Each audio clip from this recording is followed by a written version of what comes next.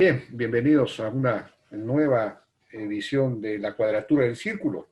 Estamos con Fernando Sillonis y también con Daniela Delgado y Rodrigo Hacha, que son asociados recientes de IIG. Y vamos a conversar acerca de las perspectivas políticas, digamos, que se han abierto luego de las movilizaciones, el cambio de gobierno, del gobierno de Francisco Sagasti. En fin, se abre toda una nueva etapa, un nuevo escenario. ¿Y qué características puede tener este escenario, no? Digamos que uno de los principales temas que deberíamos abordar ahora es el asunto de la relación con el Congreso. Tenemos, digamos, Francisco Sagasti pertenece al Partido Morado, que es el partido que siempre ha estado, digamos, siempre ha votado en oposición a todos los demás partidos en el Congreso.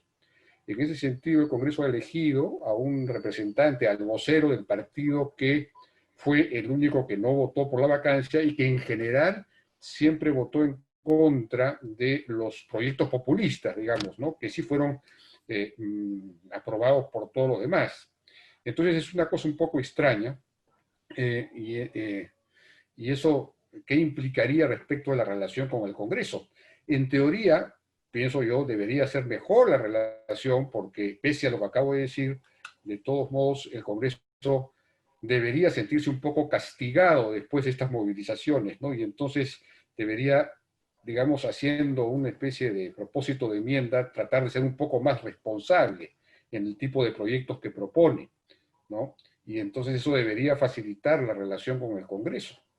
Pero yo no estoy tan seguro de finalmente si eso va a ser así o no, porque el día de hoy estamos miércoles, no sé exactamente qué fecha, el miércoles 25, en la orden del día ya estaba la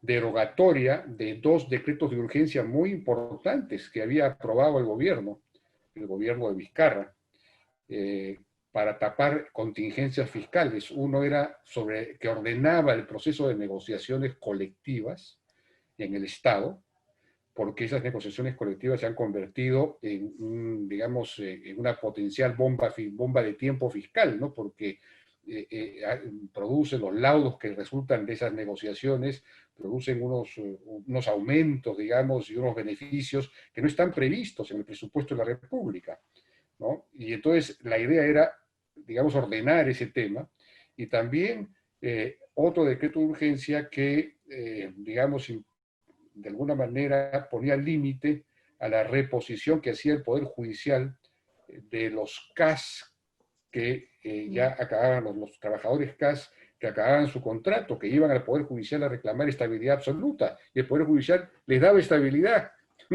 como si hubieran entrado por concurso y todo lo demás. En fin, cosas que eran preocupación para el Estado, pero resulta que el Congreso va a derogar esos decretos de urgencia. Así comienza la gestión, la primera sesión. Entonces, yo no sé qué pronóstico puede haber, ¿no? No sé qué piensan ustedes. Aquí, ¿quién quiere decir algo sobre eso?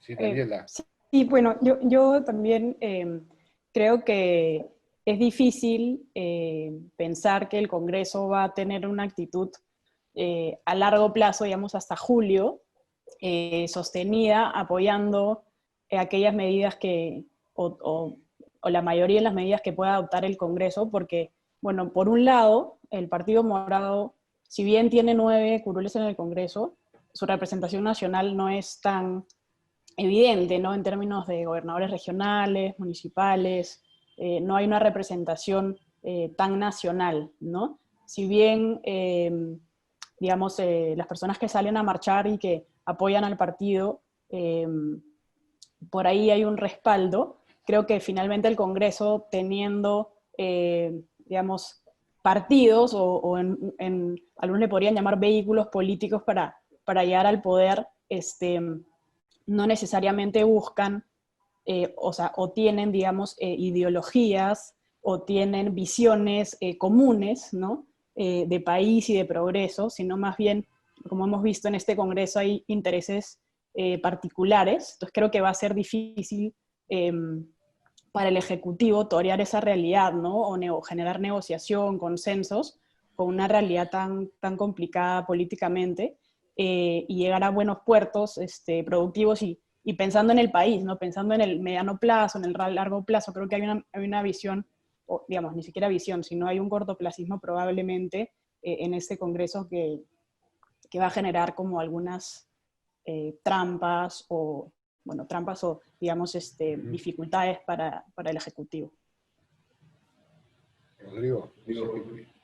Yo concuerdo con Daniela y haría hincapié en que hay dos mundos, ¿no? El mundo de lo político, que es donde finalmente la opinión pública te lo ha logrado saciarse luego de esta seguidilla de incidentes, ¿no? Y que realmente está interesada más que nada en que haya elecciones del 2021, y por otro lado, y eso es muy peligroso, en el cambio de constitución, que es un tema de populismo que puede adelantarse durante esa gestión parlamentaria. Y en la otra mano tenemos el día a día del Congreso, que es sobre el que tú comenzaste hablando, Jaime, y es lo que ya estaba en la agenda, y es lo que creo yo van a querer terminar de hacer, ¿no? Estos agentes de élites relacionadas muchas veces tanto a la informalidad, ¿no? Como simplemente a baja calidad de servicios, burocracia, etcétera, clientelismo en general. Entonces, es el mismo Congreso, no olvidemos, y ahí de nuestra lucha creo que Sagasti tiene un reto muy importante en esta microadministración, más que en el lado político hacia el 2021. ¿No? Su único gran reto político es apagar el incendio respecto a estos ánimos de transformación radical a través de un cambio de constitución, mientras que en la microadministración creo que tiene bastante por hacer observando y en todo lo que se pueda en conjunto con su gabinete, ¿no? Y esperemos pues que incluso tal vez se pueda sacar algo de las mismas comisiones, si es que se puede sacar algo, ¿no? Yo no esperaría mucho de las comisiones, la verdad, pero subiendo, pues que los controles se activen hasta donde se pueda y más bien no se termine de manchar esto, no se le puede llamar triunfo, ¿no?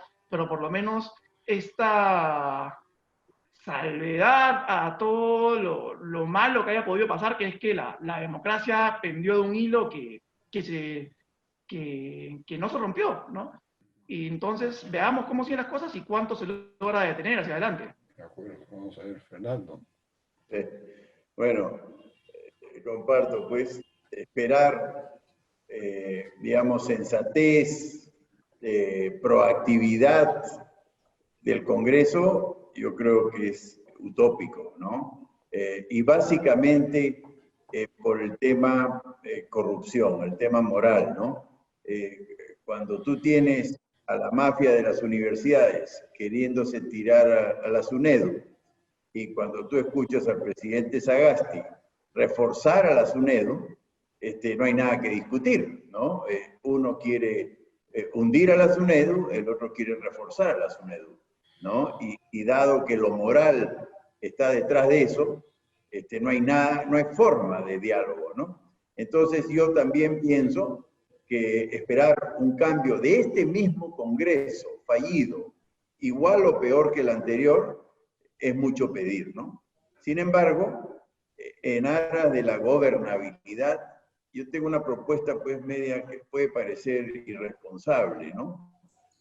Es gobernar con lo que hay, ¿no? Y yo creo que es un milagro de Dios que tengamos la Constitución que tenemos y, mal que bien, muchas normas que tenemos, ¿no? Por ejemplo, la Ley de Promoción Agraria, incluso la Ley Minera, ¿no? No me digan que fue el Congreso el que se tiró Tía María, ¿no? Fue la pusilanimidad, la debilidad del presidente Vizcarra lo que se tiró Tía María, ¿no? Entonces, yo sí creo que un ejecutivo con un Congreso mediocre, esa es la situación, puede simplificar trámites, puede con un liderazgo, digamos, medianamente inteligente, sacar adelante proyectos de inversión importantes, ¿no? Y cosas por el estilo. Entonces, yo esperaría eso del Ejecutivo. Corregir al Congreso, imposible, es mucho pedir. Yo sí creo que se han metido mafiosos y ahí está la corrupción. Por supuesto, hay buenos congresistas, como siempre, pero la mafia va a estar ahí, digamos, confrontacional. Ahora, a diferencia de Vizcarra, la confrontación va a venir del Congreso hacia el Ejecutivo. Estoy seguro que así va a ser, no del Ejecutivo al Congreso, que fue la figura de Vizcarra. Sin embargo, repito, a pesar de la mediocridad, el Perú tiene un marco normativo que le permite hacer cosas en favor de la inversión, el empleo y el crecimiento, ¿no? Y yo, mi pregunta es, ¿ustedes creen que el presidente Sagasti y su equipo van a ir por esa vía o también van a dejarse dominar por, digamos, por estas actitudes de dudas y idas y venidas, que puede ser ya el acabose, ¿no? Que no solo el Congreso es mediocre, sino que el Ejecutivo también es mediocre, ¿no? Eso es lo que sería el acabose. Bueno, una ley un tema que puede poner a prueba el Congreso dentro de poco es ver si es que va a insistir o no en la ley esta de la devolución de fondos de la ONP, que es una barbaridad fiscal también. La pregunta es, este gabinete, este gobierno, ¿hacia dónde se va a enrumbar? Es un gabinete en general de centro izquierda, digámoslo así, con un buen ministro de Economía, que es Waldo Mendoza, que es muy claro en los temas fiscales. Suponemos que es una garantía desde el punto de vista de poner un tope, un tapón al Congreso en todos sus proyectos populistas. Pero no sé si va a tener la misma vitalidad, la misma proactividad para promover la producción, la inversión, ¿no es cierto? Y eso es fundamental. El ministro de Energía y Minas es bueno en eso. Jaime Gálvez me parece que es una buena decisión.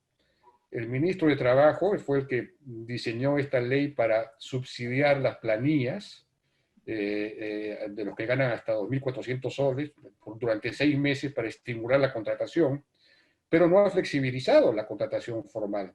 Y me parece dudoso que este gobierno de transición flexibilice la contratación formal, que es lo que se requiere para que la gente sin costo fiscal alguno, las empresas puedan contratar, ¿no? Por ejemplo, con contratos a plazo fijo sin necesidad de justificar causa objetiva y cosas de ese tipo. En fin, vamos a ver hacia dónde se orienta, ¿no? El gobierno en este punto. Yo creo que otro tema fundamental va a ser la pandemia, ¿no? Cómo, si es que van, digamos, si aparecen rebrotes, hay que impedir que esos rebrotes se conviertan en una ola, en una segunda ola, ¿no? Para eso hay que hacer lo que no hizo el gobierno anterior, pero del gobierno anterior tenemos a la misma ministra de Salud. Entonces, ¿va a cambiar realmente la estrategia para enfrentar el problema? Esa es una pregunta, ¿no? No sé. Daniela. Bueno, sobre el tema económico, de verdad creo que espero que el gobierno pueda, al menos las cosas que se ha comprometido en el discurso del presidente, que va a impulsar, que pueda lograrlo, ¿no? En estos 6 meses. Creo que es difícil también de nuevo entrar esta curva que van a tener los ministros de empezar a mover los ministerios, y además lidiar con el Congreso, que quizás, bueno, no sé hasta qué medida algunos partidos que tienen mayor número de congresistas que el Partido Morado van a apoyar ciertas decisiones versus qué negociaciones podrán generarse ahí. Creo que es complicado.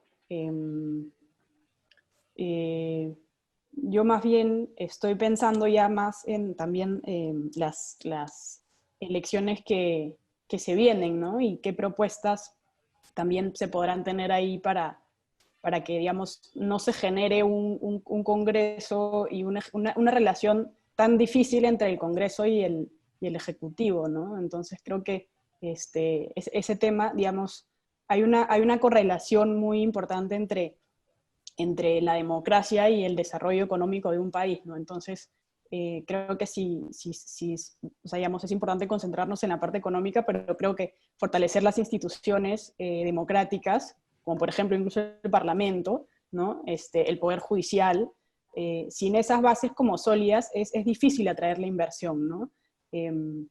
Ahora, el próximo gobierno va a tener que, el presidente que salga electo va a tener que formar una gran coalición, si no, no va a poder gobernar, va a tener un parlamento fragmentado y todo.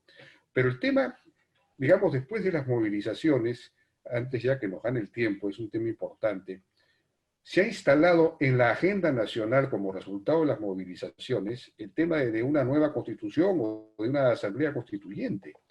Y algo que era una bandera, digamos, exclusiva de la izquierda, de alguna manera se ha extendido, ¿no? Hay gente, hay muchos jóvenes de los que han marchado, que no son necesariamente de izquierda, y consideran que la constitución, una nueva constitución, es una especie de refundación simbólica de la república o algo así.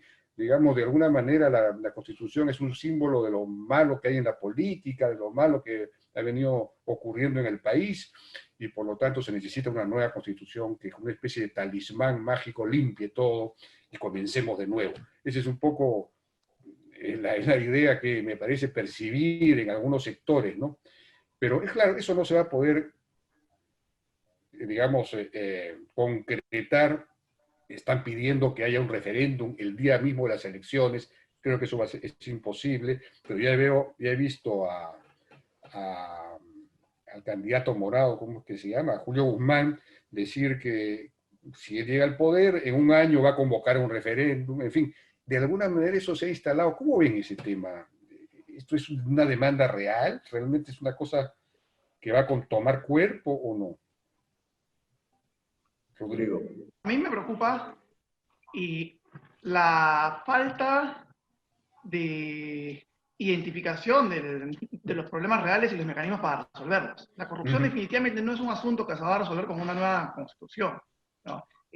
La actual tenemos, para empezar, no hay un hilo conductor entre la Constitución de 93 y el hecho de que se pueda o no se pueda procesar por corrupción a los políticos. Claro, ¿no? Y como sea, con lo que ya tenemos, fuera de eso, ya hay 5 presidentes procesados, alcaldes, gobernadores, etc.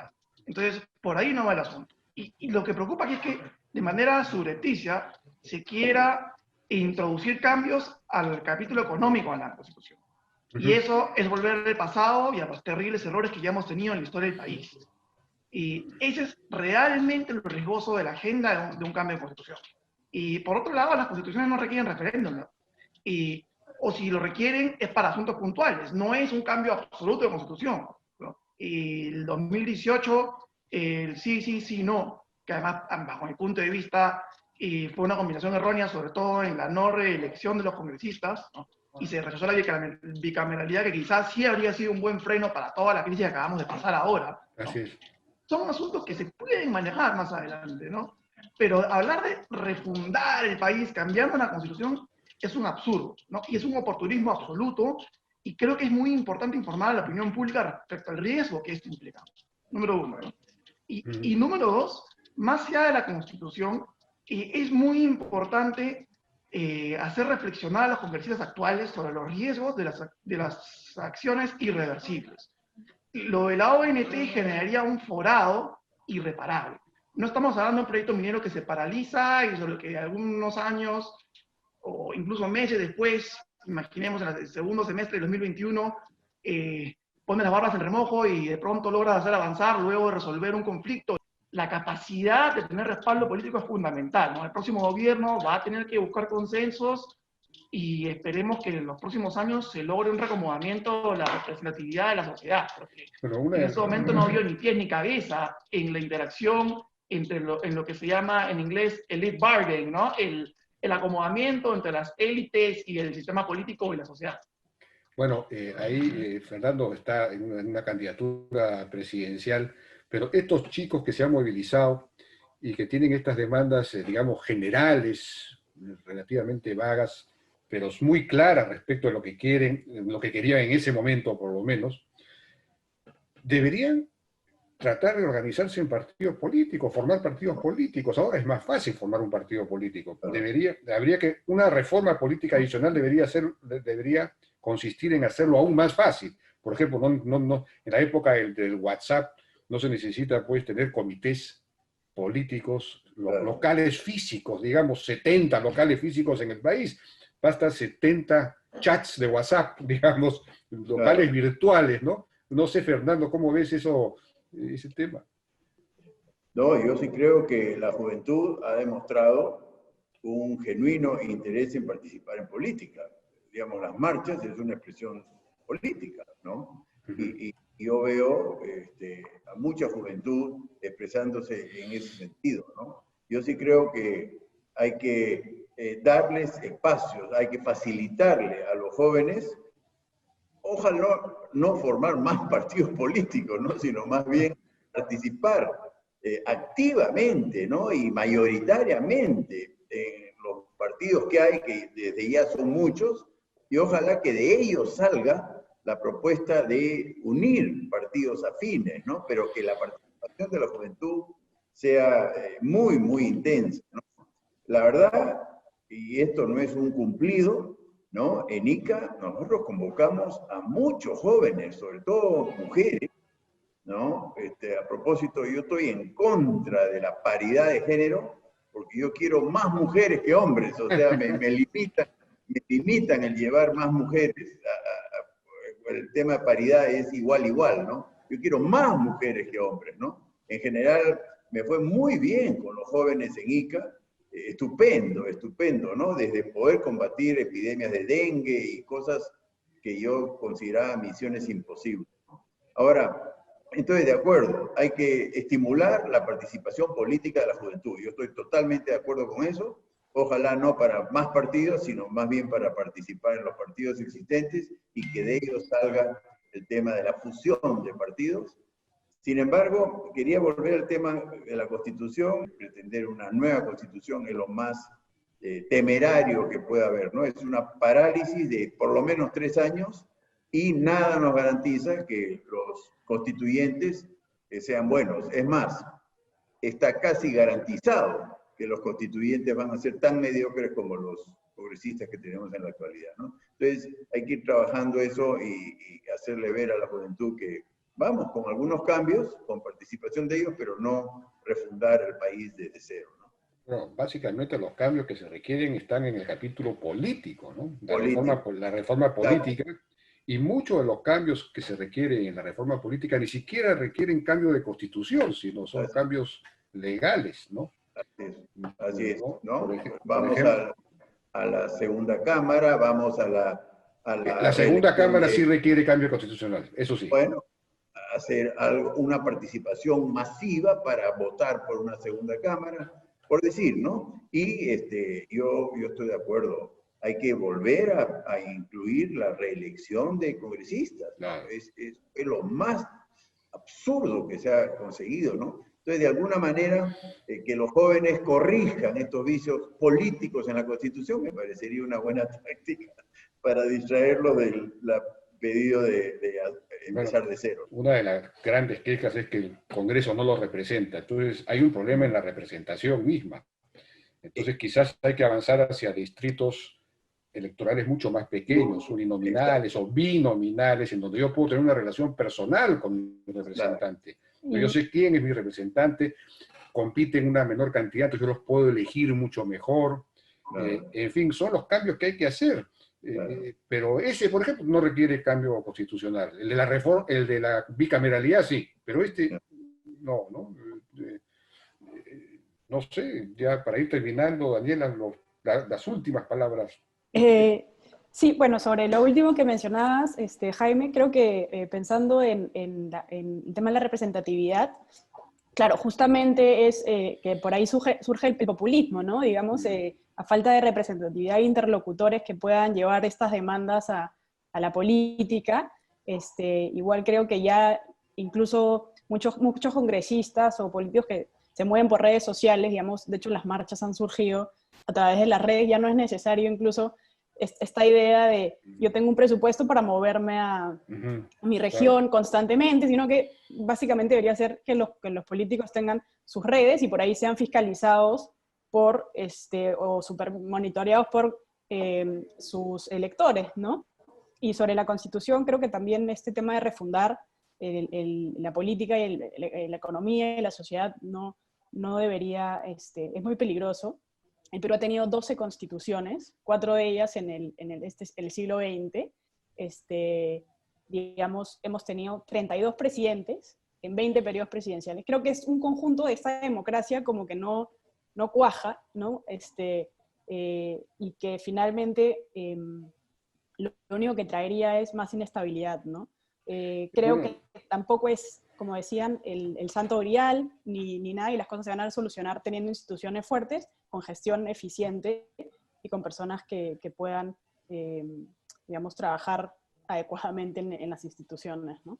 Bueno, esta nueva generación que se ha movilizado es una generación que tiene otros valores, uno se llamó postmaterialista, no son los mismos valores pues, de la generación de los 80, 90, donde el gran problema era la sobrevivencia, había que conseguir empleo, habría que sobrevivir frente a Sendero Luminoso, sí. Había que sobrevivir. Ahora eso está garantizado. ¿Por qué?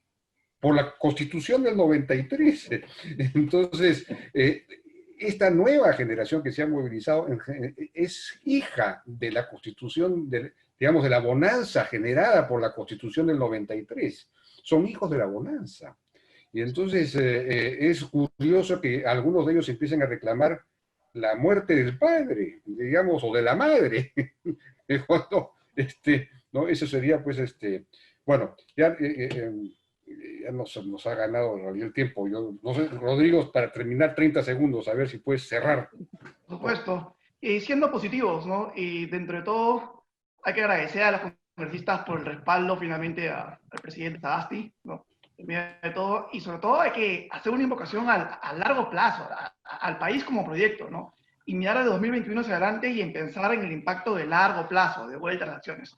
No van a poder ser reelegidos, hay que pensar cómo vas a ser recordado hacia adelante, qué es lo más delicado, qué caminos hay para solucionar los problemas y qué cosas van a suceder si es que las soluciones que se cree son convenientes son aplicadas, ¿no? Como el caso que ya acabamos de discutir, ¿no? Y entonces, en resumidas cuentas, mirar adelante y trabajar todos juntos para el bien del país, ¿no? Y no pensar y no ceder ante intereses propios, que muchas veces tratan de convencernos, muchas veces a los indecisos o los desinformados, y le presentan asuntos que resultan muy atractivos. Hay que tener mucho cuidado con eso. Bien, ya no sé, Fernando, si tú una palabrita para cerrar. Ahí está, la juventud, hay que confiar en la juventud. Me encanta el talento, la energía, así que hay que hacerles caso, hay que trabajar con los jóvenes. Y si son mujeres, mejor todavía.